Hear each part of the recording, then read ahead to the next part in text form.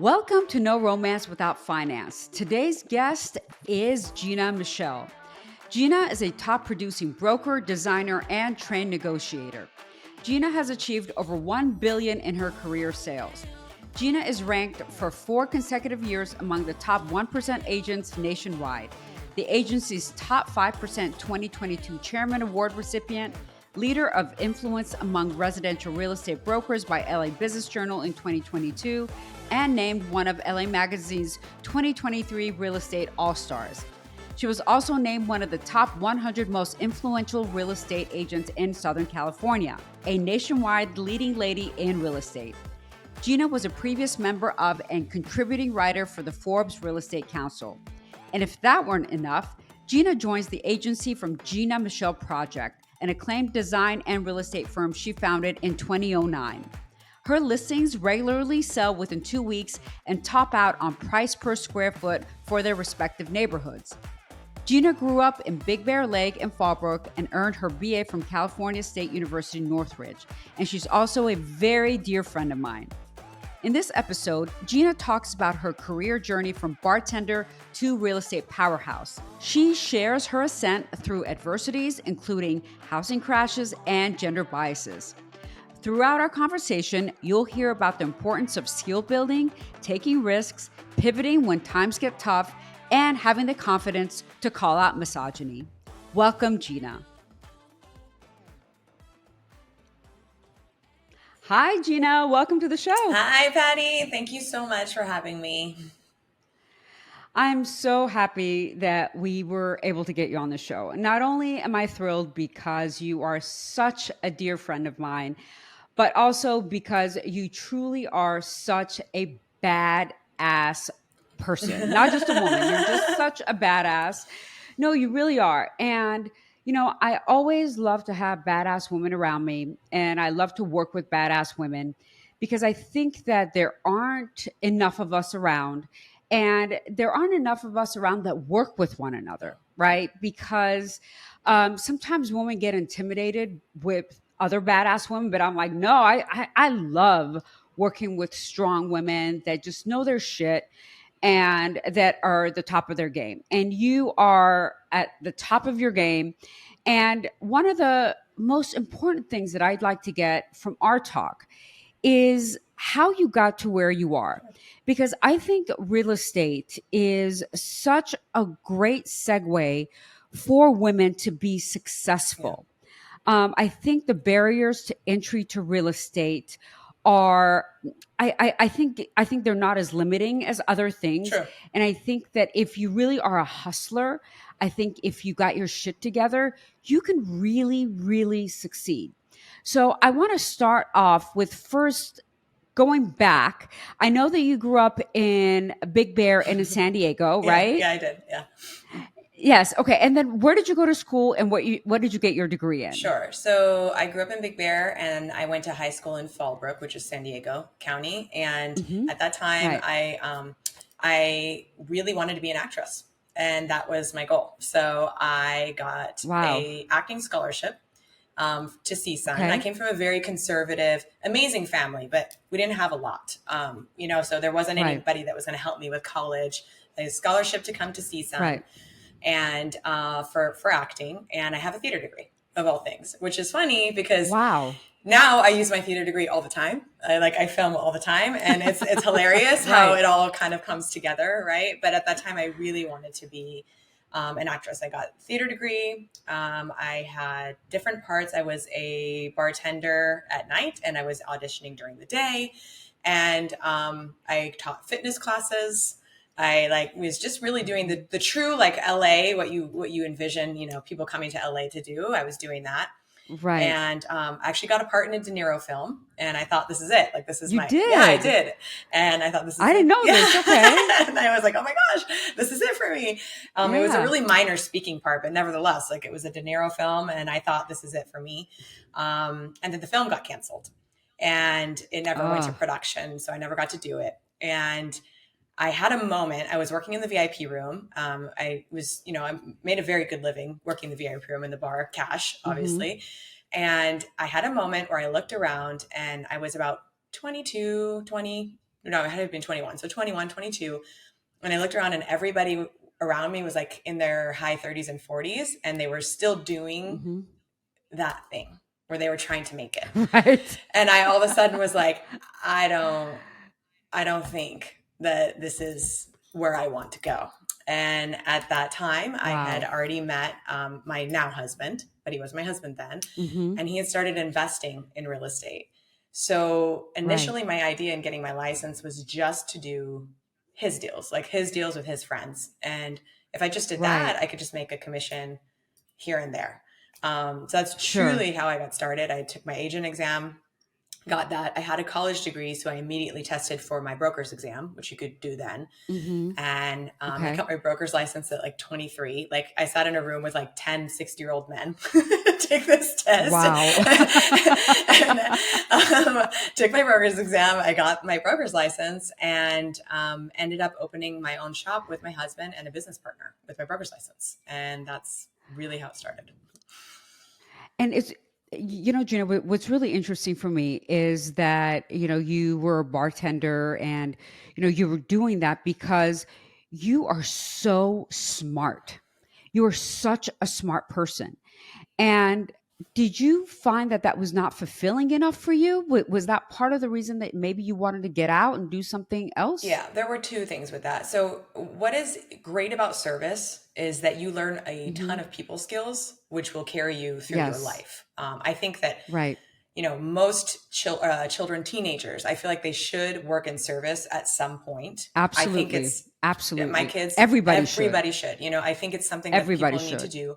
And so, and at that time, I was doing when I was waitressing, and then that segued to bartending on the side. I was making a lot of money. That's the truth. So I Right. was walking away. I did Yeah, too. and I was walking Yeah, away. I did too. When I was waitressing, I made a ton of money. Right. And that was the problem, that it was kind of hard to get out of, because at that time, Hmm. so you're talking about 2004, I was making five, Right. six, $700 cash a night, Yes. and Yes. I was like, Yeah. it's a hard thing to get out of, right? Because you are making good Hmm. money, and I was independent. I didn't have anybody to fall Right. back on. I didn't have parents like that were helping me. I have parents, but I didn't have any financial support. So I was making my own rent, and that was important, but it definitely was not fulfilling for me. And I remember having a Hmm. moment where I just got tired of getting hit on. That's the truth. Like I really got tired of that. I was tired of being like touched. I was tired of being like, ugh. And it kind of just grossed me out at a point. And I remember Right. one night, some guy, he didn't do anything wrong. He kind of just tried to make leave his number or make an advance of some kind. And Hmm. I snapped on him a little bit, not rude, but kind of rude. And then he said Yeah. to me, "You don't have to be such a, fill in the blank about it." Yeah. And then he Right. walked away, and I thought, I'm not really that person, but I'm that person now Sure. because I am not fulfilled and I'm not in my right spot. So I need to Correct. go. Right. And so it Right. was my time. Right. Right. Yeah. Right. Yeah. Yeah, and it's interesting you say that because I met you through your current husband Yeah. Coco, right? Uh-huh. And I've been, how long have you been married to Coco now? I've been married since '09, but I've been with him since 2004. So we're coming up on 20 years. Right. Right. And so, and Yeah. I knew Coco before you even married him. Right. Okay. So I've known Coco for years. And when I first met you with him, you were so young, but I always thought that you were so smart. I'm like, wow, this girl's smart because Coco's a really smart guy, Yes. and he's never been the I'm going to date a bimbo type No. guy. There were plenty of bimbos around, but he just wasn't like, I'm going to marry a bimbo type guy. No. And so I always knew that you were really, really smart. And when you started to do real estate, I thought that that's really a great move for you because it propelled you into doing something else. And this just goes to show that picking the right partner is Oh, very it's huge. important, because had you picked the wrong partner that didn't not just allow, but didn't encourage you to level up, didn't give you the opportunity to level up, was just like, no, you know what? I want you to keep doing bottle service for the rest of your life. Correct. You may not be here today, right? 100%. I mean, it is, my husband and I always tell, and then we get into this later, but I always say that like with Coco, we are two whole people that are together, and he has supported, Yes. and there is not a doubt in my mind that without him in my story, I don't know where that story goes, because I have had Right. so much support. Always, it's always, you can do it, babe. If that's what you want to do, like, that's what you're going to do. There's always been so much support, not, the typical, like, I want you to stay home. I want you to raise our kids. I want you to do, and not that there's anything wrong with that, but like, that's never been me. And he's only been supportive of me doing me, which I have some big goals, my personal goals and things that I want to accomplish that are outside of just being a wife and a mom. Right. And so he truly does and has always supported me in that way. And it's a big part of who I became. Definitely. Yeah, and while we're on the topic of Coco, I just want to give him a big shout out because he's Armenian, He is. right? And the Middle Eastern culture is not that. No. It is just not that. It is not. And it's very, very rare to have a Middle Eastern man have that type of mentality around a woman. There are some, I'm not saying there aren't, there are plenty of, Middle Eastern men that are progressive like that, but they're rare because you always have, their mothers going, well, what's Gina doing all day? Correct. How come she's not taking care of the kids? Yeah. How come she's working? And then it's really hard to stand your ground against that. So to choose a husband that is on the same path as you, that is supportive of you, is extremely, extremely important. So kudos to him, and also kudos to you for choosing a man that is going to allow you to flourish. For sure.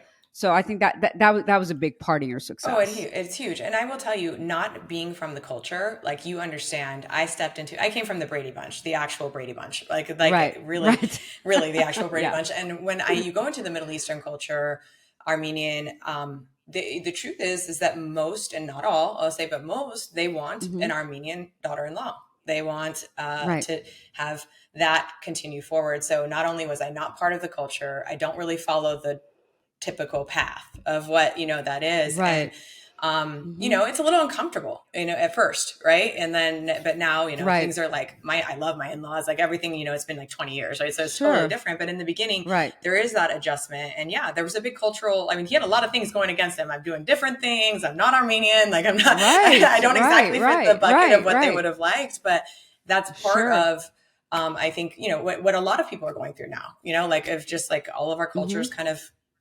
intertwining in the way that they are. Exactly. Yeah. Exactly. All right. So you get your broker's license and you start working with your husband, Coco.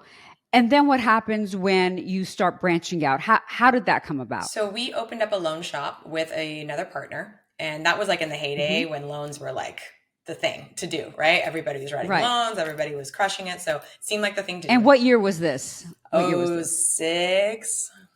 So like before the crash. So we rode that wave, and we had loan officers. And side note, how I met George is George came in as one of our loan officers at that time. So he came in, and George is your partner. George is my partner, right? I just wanted to, George came in as he's younger than me, so he came in as one of our younger loan officers that we put on the phone. We had guys on the phones, we had processors in the office. We were running a very very big operation. It was doing well. And then the crash, and literally nothing. Like, how are we going to pay the overhead? We had a big office. We had all these things. And lenders were closing their doors. They had funded loans that they didn't pay us on. Like, there was so much going on at that time. And so that turned into, okay, we had an attorney, and we opened up a modification. We turned all those people into loan modification processors. So then they were doing modifications for people who couldn't afford their mortgages, and we were doing it the right way through an attorney. We processed like thousands of mods. I oversaw that, all of it. And then those people ended up defaulting on their modifications because they couldn't make their payments anyway, which was the whole problem with that. And those people turned into short sales. So then we were like, okay, so now we're going to do short sales. We're negotiating their balances down with the bank because everybody was upside down at that point. So we negotiated their balances down and sold the property. So I was using my license to list and sell property, but only in the capacity that as it related to the distressed sales. I wasn't out there doing like retail, like if you wanted to sell your house. Sure. And then we ended up, Coco ended up getting into, okay, well, if we're going to like do these things, there are some things that we could buy and flip. So we started buying some of those short sales. fixing them Okay. up and then flipping them. And him and I were doing that together. So we started designing these things, getting them, picking them up, doing quick renovations, not heavy, but just quick renovations, putting them back on the market. Right. Started doing that. And that led to what is eventually all of the retail. So I got into fully retail not that long ago. I mean, I want to say probably like 2014, something like that. And Okay. around there is where it just started to kind of move itself into just me. So when we stopped doing those short sales, we stopped being partners. I decided to go out on my own. And Okay. I just ran my own shop. I was already the broker in that office. I just decided to be straight independent and run my own stuff. And I was by myself for years, until other agents started to kind of like come in and say, "Hey, I want to work with you." So I had a couple girls Okay. that came in and said, "Hey, can you be my broker? Can I learn from you? Can you mentor me? Can you work underneath me? Or can I work underneath you?" And that's how it all started. So. So I want to go back to, where did you find the skill set to go from being a waitress, being a bartender, and although yes, you did take the broker's exam, I get it, to run to running this operation. I mean, Like, where did that skill I set come am from? one thing, like I'm completely self-taught. I taught myself how to fill out the purchase agreement. I had my broker's license and I hadn't done a deal. I didn't know how Okay. to do these Right. things. And I'm literally self-taught. I researched, I read. I don't recommend doing that, by the way. I recommend you learn underneath a mentor. But because when you're the Okay. broker, you're supposed to ask your broker for the information. If you are the broker, then I Sure. would just go find the information. I called many, like we have like legal hotlines we can call, car legal. I would talk with them. I would just, figure it out. And, we honestly just maneuvered every single time, and I would have to research it and honestly reinvented. Like I went through, okay, it's going to be loans. Now it's going to be mods. Now it's going to be short sales. Now it's going to be Mm-hmm. retail. So I've reinvented this really quickly. I've also learned a lot about a lot of different facets of real estate, which I think now serves me really Mm-hmm. well in my career, because I don't Right. just do Right. retail. I've done Right. loans, I've written loans, I've negotiated, short sales. I Right. have a finance background. My husband's, obviously a developer. So Right. I have a lot more in my tools in my chest, I'll say, just because of years of having done different facets of real estate, because there's quite a lot, that you can do. And I think some agents are missing that, in that they, Mm-hmm. they only do retail and they don't actually understand the other parts of the businesses, because you wouldn't if you didn't work Yes. in it. Right. So that's Right. really, And this is something that I think is so important that we highlight, is that, eh, first of all, a lot of people won't do something if they don't know how to do it, right. right? They're afraid, especially women. I don't see that in men as often. Agreed. And because I think men are taught to be risk takers, men are taught, go climb the tree. If you fall, so what? You just, shrug it off and you just keep going. But I think women are inculcated to not be risk takers. We're always protected, right? So we're afraid to take that risk. But I always say that you do it despite the fear, despite not knowing how to do it. And one thing I love about you, Gina, is that you have the confidence to understand that you'll figure it out. Yeah. So throughout all the stuff, all the pivots that you had to make, and each pivot is very different than the other one, Right. right? They're not really the same. I mean, they're kind of connected, Mm-hmm. but each time you really reinvented yourself and you were confident enough to figure it out. Because I've known people that instead of pivoting, they just threw their arms up in the air and they said, well, I'm done. I guess this wasn't meant for me, Right. I'm done. right? Yeah. They threw in the towel and they gave up, And I think right? I remember too, it's also a mindset thing, right? It's knowing that you can, it comes Absolutely. from, like, I was raised, with a lot of confidence. My parents really instilled a lot of self-confidence, like, Gina, you can do whatever you believe you can do, Yes. right? And when Mine too. yeah, and when the crash happened, and we couldn't pay our bills or loan officers or anything, I remember having a Mm-hmm. real, like, tears and talking to Coco and being like, what are we going to do? Like, everything, had just, Right. and he said something to me, which I still remember and I still carry it with me. He said, I don't care what it is. I will always make money. I know how to do that. Wow. And he's like, we will always be okay. We'll always figure it out. And now from that, I've taken that, like, it doesn't matter, because it's a mindset thing. Because if you believe that that is your Yes. reality, that you can create your Yes. circumstances, you will create new money, you will Yes. figure it out, then you will. But you really have to come from Yes. that place of like truly living in the space where you believe that. And I remember Yes. that actual day, that actual conversation, him saying that to me so confidently. And I took Yes. like, it made such an impact, on me. And like, yeah, I wanted to crumble. Like you want to like crawl under a bed and never come out again. Like this is scary. Right. Right. but, Right. Right. but Right. yeah, that's, I think where it needs to be for you to reinvent yourself. Yes, and all those things that you're doing when you reinvent yourself, all those little skills that you were saying, it's your tools in the tool Yeah. chest. You have no idea when you're going to need those tools, No. right? And when you need them, you're like, oh my goodness, I am so happy I have that tool. Like for example, when I was a prosecutor, right? Mm-hmm. I I was very good at public speaking, and then I came into finance. I didn't need to do public speaking. I'm like, whatever. Right. But then when I started doing TikTok, all of a sudden that tool came into handy, Exactly. right? All of a sudden, now that I'm doing podcasts, guess what tools I'm using, and being able to even have a discussion, asking questions. Those all come from the fact that I was a prosecutor, because I know how to ask questions. I know how to lead people. So those tools in your tool chest are so They important. are. And also, knowing that you can always survive. And what Coco said is so true, Yeah. because I remember when 2008 hit, I was working in private equity and our firm shut down. And the people that I had been working with at that firm, they were all rich, or most of them, not all of them, but 99% of them were rich from very rich backgrounds, right? And they were all sweating bullets, going, oh my God, what am I going to Everything. do? How am I going to survive?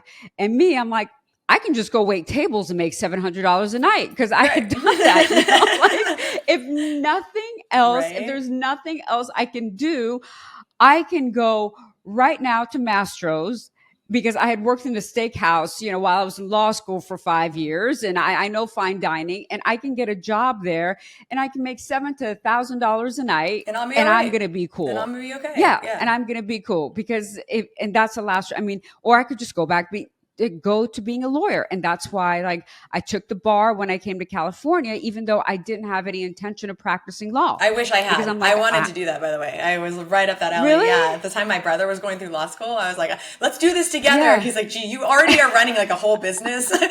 Why don't you let me get the attorney and be the attorney, and you just keep doing what you're doing? Yeah. Right. I just wanted that in my tool chest, I guess. But yeah, exactly. Yeah. Because that's just another tool. And Mhm. I said, I practice law in Illinois.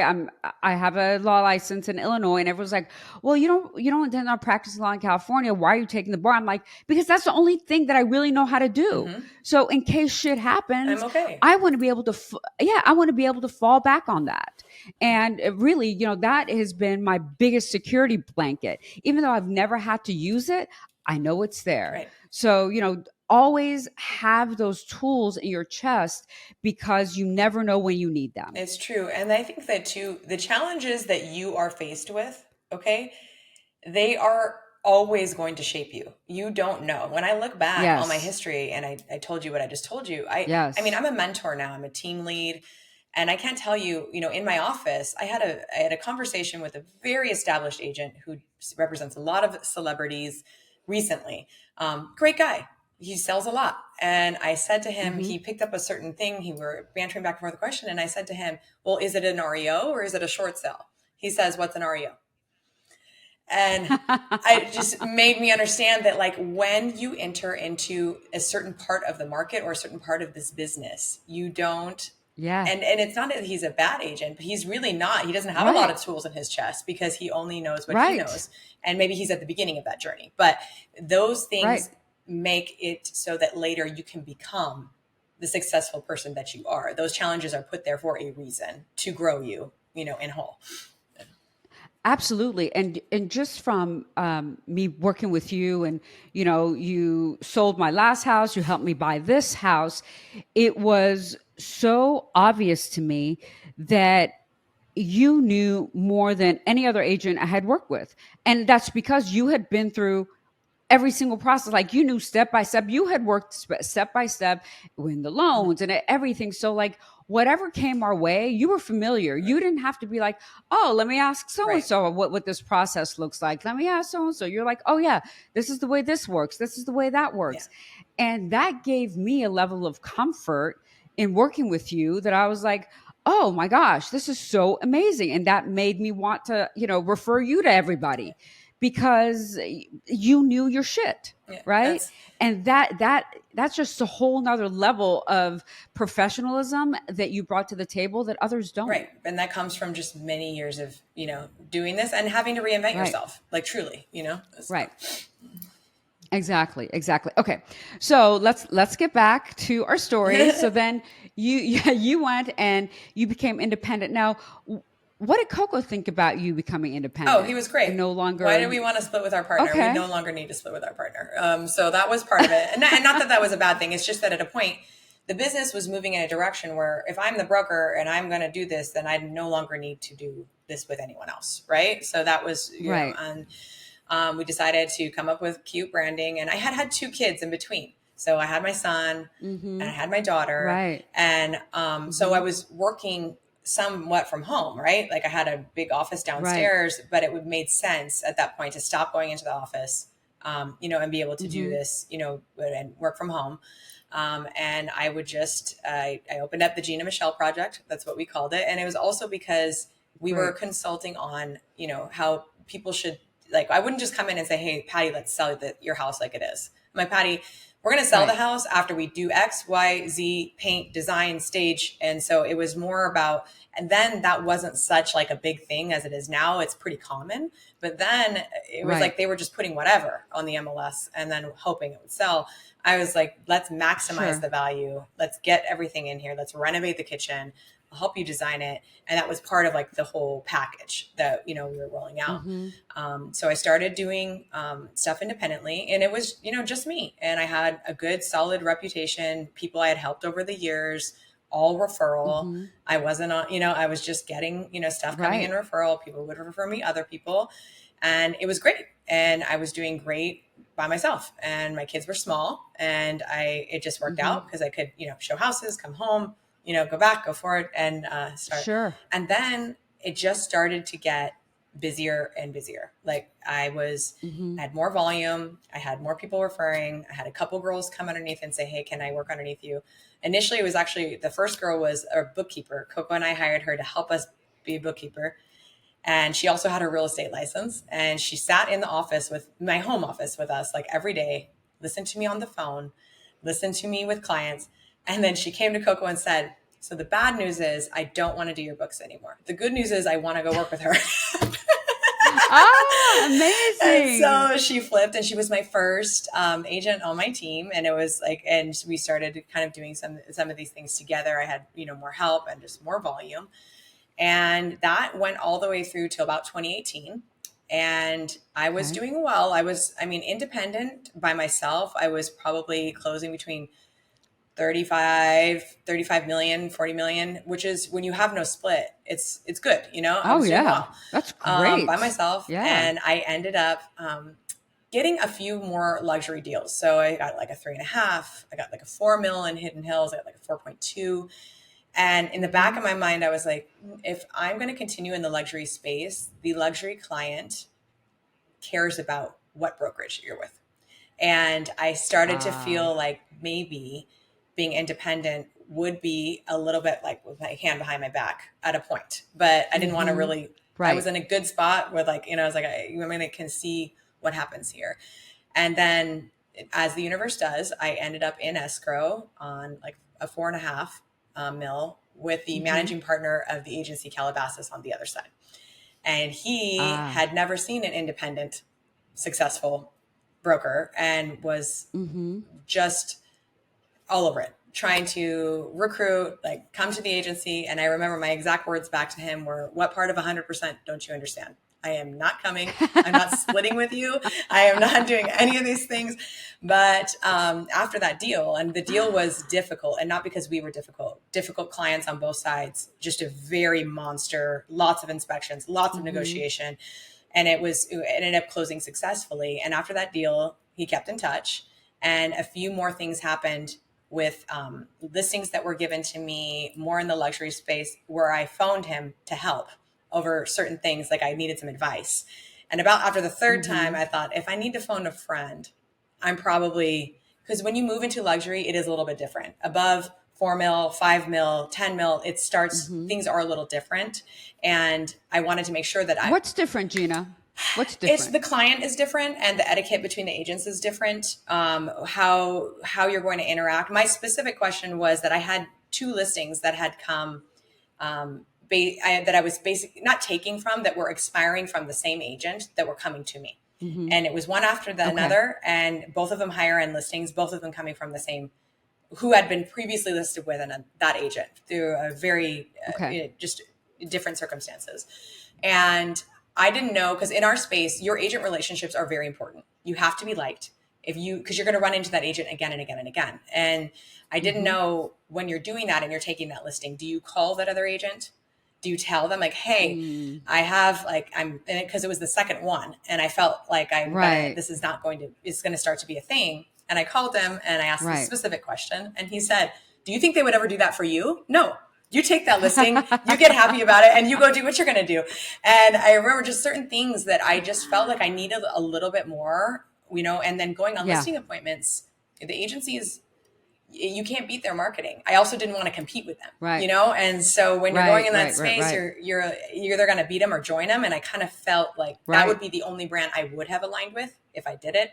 And it just kind of happened to plop in my lap. So just followed my instincts on that one. Right. Great. And, once you joined the agency, did you feel like you were better off because you had a team? I mean, what was the difference there? Except having a mentor, what were the advantages? So when I came, the first advantage is that the marketing is, we are a marketing company that does real estate, not the other way around. And the marketing. And can I stop you there? Because so many businesses that are super successful say that. Yes. That they are a marketing company first. Yes, and they are. I mean, we have, in our Beverly Hills home office, we have a 35-person marketing staff that is just working on our PR marketing. We have a full PR department. If I got a higher end, like a $10 million listing that was a architectural, I call PR. PR got it in Dwell, Architectural Digest. These are things that I cannot do as an independent, but the agency, can do. So that was initially the biggest part. And then when George, who was also similar, he's a broker, my partner now, he's a broker who was at Keller Williams. Keller Williams has a cap. So after you pay in like so much, if you hit like 20,000 that the broker made on you, you're done paying for the year. So he was a capper. So almost at 100% also. And he was looking to make a move because he was moving more into luxury. Also, he was moving about almost the same amount that we were, 35 to 40 million individually. And he was having conversations with Compass, and he's a very good friend. And I said, why don't you come to the agency? And if you come, let's just do it together, and we can double our production. And he came in, we said, okay, we partnered up, and we went from 2 $40 million producers to now producing 80 million. And then year over year, we started doubling our numbers and growing. So as we're growing, we're able to grow we're on a much like a fast track trajectory because of the fact that we partnered, and that collaboration, it was huge. I think that was the biggest game changer.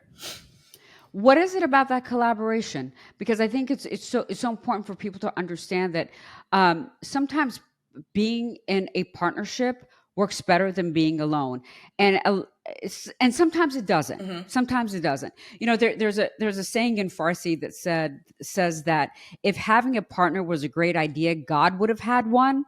So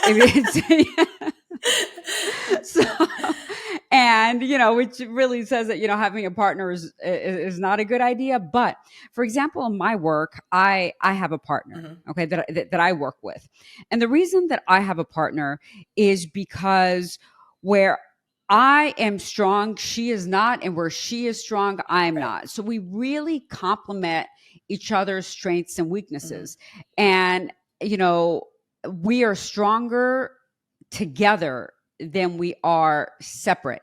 And is that what you find with you and your partner? So I think that, and having had another business partner, this is materially Mm-hmm. different. And we went that route, and I wouldn't do that again. And it also is the person that you're partnering with. That's the truth. And so Sure. there is, there has to be an immense amount of trust between you and your partner, and really and truly. Yes. And one Yes. cannot Yes. carry more weight. I think that's a big one. And that, I Absolutely. think that with George, it happens to be that we are actually very similar. But Mm-hmm. we are extremely, we hold each other accountable like all the time. So when you're in real estate, let's be honest, we have a very interesting schedule. You can sort of start when you Mm-hmm. want, leave when you want, not prospect. There's Right. all these things. But if you're in a partnership where I see George put in 3 deals, I'm like, what am I doing over here? Like, I need to move, right? And so Right. Yeah. we Yeah. are Yeah. endlessly Yeah. motivated to grow, and we are both in that same way. But what we always do, and aside from the accountability, is that we both Mm-hmm. have the put the other person first mentality. If we're talking about a split, Great. we're like, whatever you think is fair, let's just make it fair. And he truly comes from the same, at his core, he's a good, fair, honest Yeah. person. If you can approach everything like that, you're good. But there Yes. would never be a time where he would, sideline me, or I would never the other way. And I think that it Mm-hmm. has to be, and partnership is so difficult. It must be the right partnership. And I fell into that right partnership, Absolutely. but I would never partner with somebody who wasn't all of those things. And it is more often than not, it's not a good idea, right? So I think that it Right. really has to be Yeah. the right person. But when it is, I think it really puts you on a different trajectory, because you are doubling Yep. everything. And just Right. different things. Now we run a large team, right? But they're trying to reach Mm-hmm. me and they can't reach me, they call George. He helps them, then it's Right. done. It just, Yes. there's two of you Yes. that can do anything. I can't go on this listing appointment, he can go, or vice versa. And those are Exactly. things that become, because you can't be everyone everywhere all the time. And when you're a high powered agent, Right. there's a lot of deals, lots of conversations, and lots of things that need your eyes and you to be on them. And there's two of us, Right. so we can divide and Right. conquer. And Yep. it just makes things, that changed our trajectory, I think. Okay. Yeah, I agree with you. I mean, my partner and I, we trust each other implicitly, and we have a really good partnership, and I think is really rare. Yeah. So I think I'm lucky, and I think you're lucky. You have to really choose your Oh partners yeah. wisely. So Yeah. yeah. I want to get into you being a woman in this industry, and being such a successful woman in this industry. And there are a lot of women in the real estate industry. I'm not saying that there aren't. It seems like but as you get higher up, Yeah. as far as the really really heavy hitters, right, I think the pool of women diminishes. So I want to talk to you about, what challenges have you seen as a woman, as one of the top hitters in the industry, or have you seen any challenges? Definitely have seen challenges. And I will say that the challenges I saw as younger me are, Hmm. there's a couple things that are going here, right? One is when you're a younger 22, 23-year-old woman with a broker's license trying to bat in this industry. I mean, I cried. My first escrow Hmm. was, I was teaching myself the purchase agreement. Like I told you, I ended up in an escrow with a Right. very successful agent who is still around today. He actually had a TV show. He's older now. And he made me cry during escrow. He was so aggressive. Oh He was no. so difficult. And you know what, though? I didn't know what I was doing. So to be fair to him, at that time, I was Yeah. self learning as I was going, probably evident to him. He was protecting his Yeah. client, and that escrow closed. And I remember crying literally and telling Coco, I cannot do this. And he's like, yes, you can. Yes, you can. You're going to, get Wow. through this. So, and then in a weird turn of events, last year I was on a top producer panel with him speaking next to me. He doesn't remember the deal. Oh my He's a gosh. nice man. He doesn't remember. I, of course, remember, because it was such a pivotal moment in my life. And Yeah. so the first part about it is that men will not take you seriously, or did not take me seriously. Hmm. And it was hard for me to really feel like I was respected, even if I was in there. I may have had all the credentials, Right. but that didn't give me respect. And a Sure. lot of that comes with just getting in there, and you just got to like put on your big girl pants and be like, you know what, like, that's fine. You say what you want to say or do what you're going to do. I'm going to do me. And then we're just going to get through this escrow. Right. So that was part of it. And then clients also, particularly male clients who will talk down to you. Like, Yes. I have a couple of stories of just the worst. I've been spoken to, the things that have been said to me. When I was just, probably 5, 6, 7 years ago, even, when you get into luxury and you get with that client, and as particularly some males who are chauvinists, they're narcissists, the way they speak to their wives, they speak to their wives like that because they spoke to you like that. Right. But, exactly. There is a point that I always knew that I knew what I was talking about, and that saved me a little bit.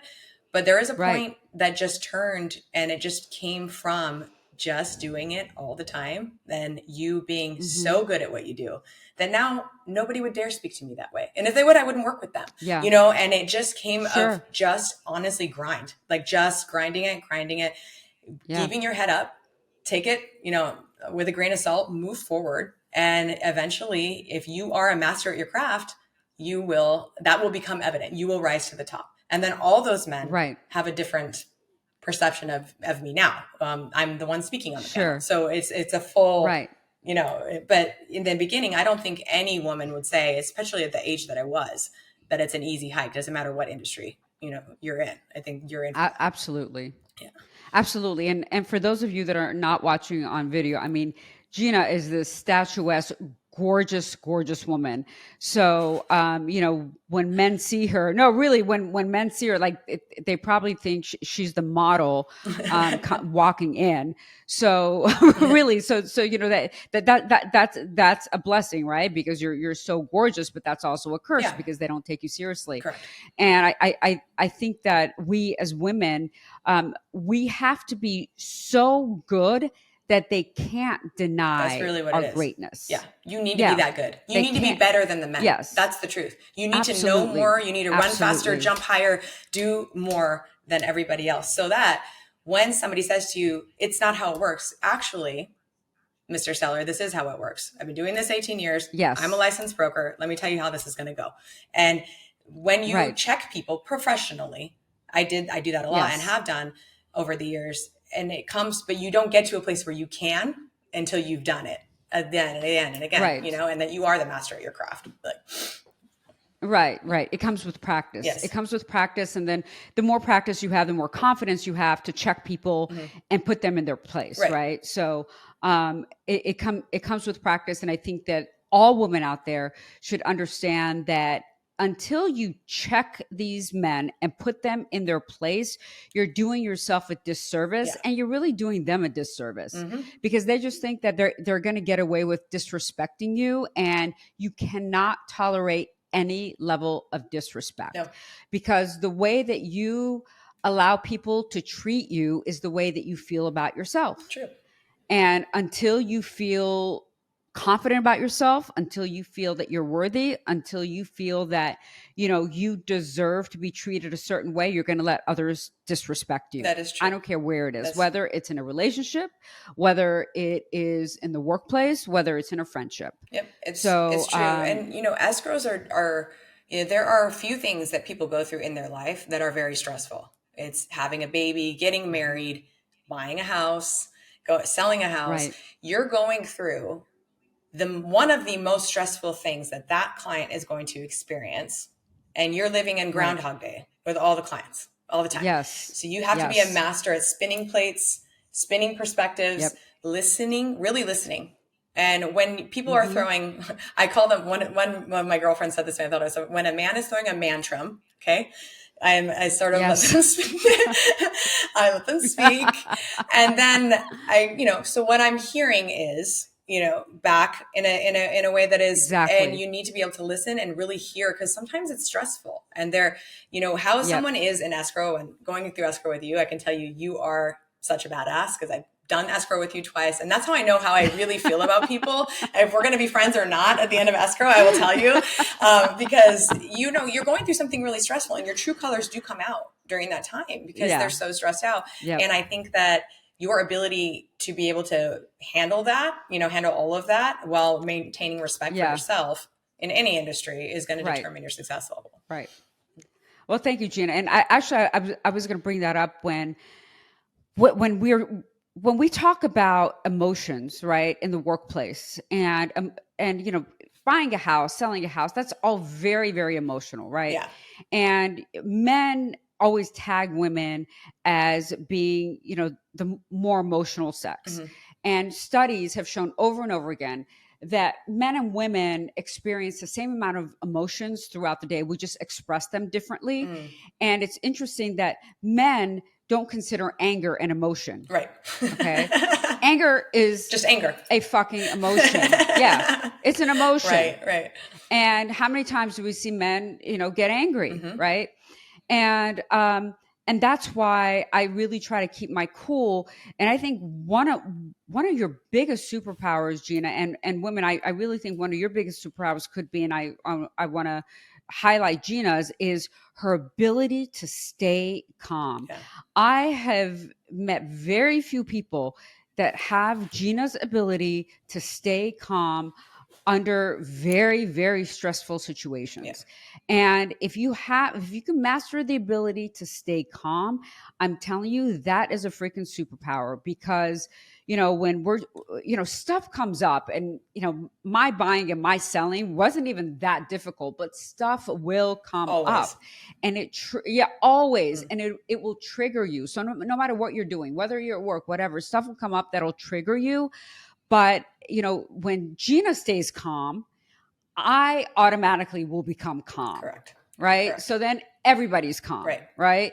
And I think we just need to master that ability, because the last thing we want is to give anybody more ammunition as to why you're the emotional chick. Mm-hmm. And that's the scarlet letter. We definitely don't want to give anybody any more ammunition to talk about why we shouldn't be leaders, right? Because we're too emotional. Last week.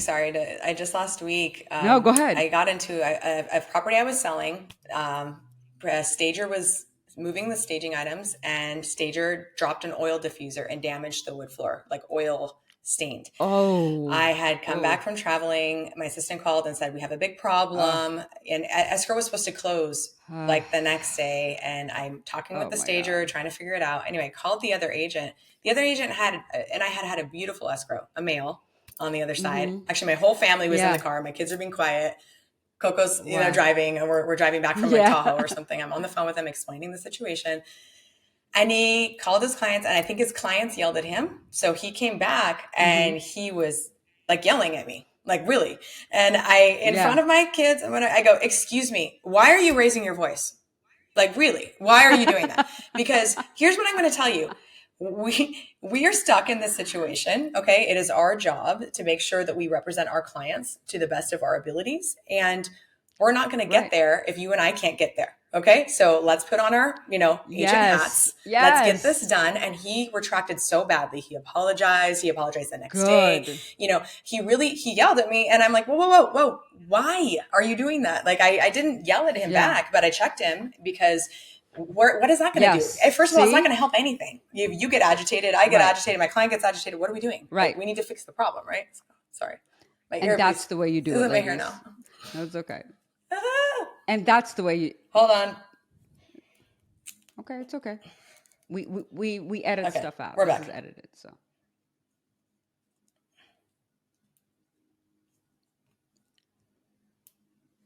Hello? Yep. There you go. Got it. Sorry. Okay. That's okay. And that's the way you do it, ladies. And Gina, before my last question to you is, I know that you are one of the top agents. You are so busy. You have two children. And the only reason I'm even bringing this up is because you've been very open and honest about having a special needs daughter, right? Mm-hmm. And that takes a lot from a person. Yeah. How do you juggle it all? And do you have guilt? Because I know that we as women just carry guilt when we can't always be there. And to be at the top of your game in anything, you have to make sacrifices, period. And I always say there's only a certain amount of hours in the day. Mm-hmm. And anyone that is the top of their game at anything is sacrificing at home. So 100%. if you're the best mother, right, you're sacrificing your job. If you're best at your job, you're sacrificing at home. So how do you make it all work? And I don't think you can have it all at the same time. Mm-hmm. But how do you manage? So there is a quote, and I wish I knew who said it, but it's that we expect women to work like they don't have children and mom like they don't work. Okay. So it is a Right. very difficult thing to have two children and a special needs child and feel like you can be there for everyone at all the time. So Right. I think when you are, and I am blessed to have, grown my business to the extent that it is, but whenever you're in anything, you need to get comfortable with the idea that you're not going to be able, that something is always going to give. Okay. So Right. if I'm with my kids, I may not pick up my client's call and they may have to wait. Right. And if I'm with my client and my kid's calling, I may have to text him, call dad, I can't talk to you right now. And Right. that is something that you need to be comfortable with in order to do what you're going to do. But I also say that from having a successful career, I'm also able to take time Mm-hmm. to do things with my kids and take a week off and take them somewhere and be with them in that Right. regard. So I feel like we make up for where I may not make every soccer practice, but I'm there for what Sure. matters. And I'm making sure that I schedule my day in a way that I can hit what I know I need to hit on both ends to make sure that I'm spinning all the Right. plates and that everyone's spinning. And you have to get really good at delegating. I have help at home. I Right. have help at work.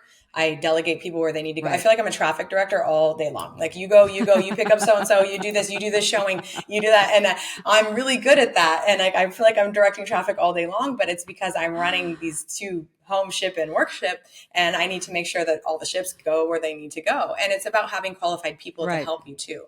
My assistants are Right. amazing. The agents I work with are amazing. The assistants I have at home are Mm-hmm. amazing. So it's about bringing the village on your team and the village seeing the vision and the village wanting to grow too, Right. right? And everyone being invested Right. in the same direction, including my kids, by the way. My kids love watching the projects. They Right. love watching the things I'm selling. They're invested. And if mom gets a new Sure. award when we're at dinner, we talk about it, and it's something that Right. what I like is that their mom, for my son, he knows no different than his mom and dad both running their careers. And in his world, like mom works and mom runs a big show. And that is something that I hope makes an impact, on him as he goes out and, chooses his partner, like how he's been raised differently, than the Sure. way I was raised. So, Absolutely. And two things I want to say about that. First, the most important thing you taught me was your assistant at home helping you return Amazon packages. uh-huh. That's It's brilliant. huge, That huge, was brilliant. huge. Yeah, that's huge. Do you know? I want someone to help me return Amazon packages. Yes. That's huge. It's huge. But also, yeah, I just want to reiterate that the example that we're setting for our kids is so Oh, important.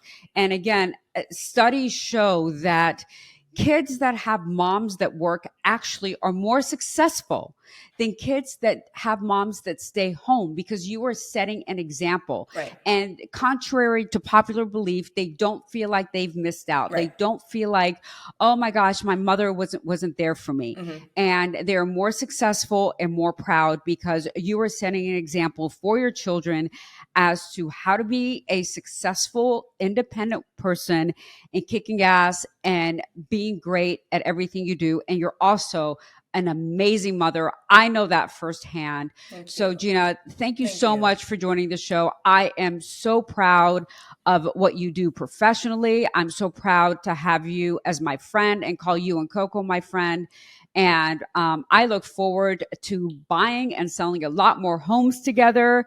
And we would love to have you back on the show as you build your empire even bigger. So Oh. thank you for being on the show. Patty, you are absolutely the best. And I love that you're doing this. I love empowering other women. I think it's so big and it's so huge. And I'm so honored to be a part of it. So thank you so much. Thank you, Gina. And thank you to all the listeners. Make sure that you follow and rate the podcast. And until next time, never forget that a man is not a financial plan.